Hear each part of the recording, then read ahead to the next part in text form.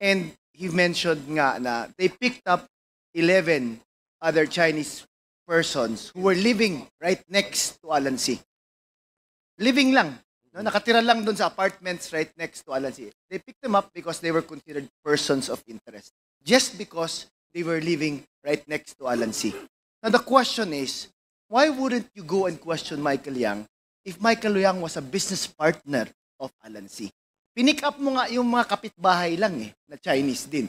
Bakit hindi mo man lang questionin yung Michael Yang na pinupuntahan, sabi ni Jed C, pinupuntahan nila, kinakausap nila. Yun nga that's what's boggling me kasi pinick up mo yung 11 others who are just residents and residing near Alan C, yet hindi mo pinick up yung taong kausap nila at kanegosyo nila. Yan si Michael Yang. Yun lang po, Mr. Chair. Okay, thank you, Congressman Kit. Can we show a picture of the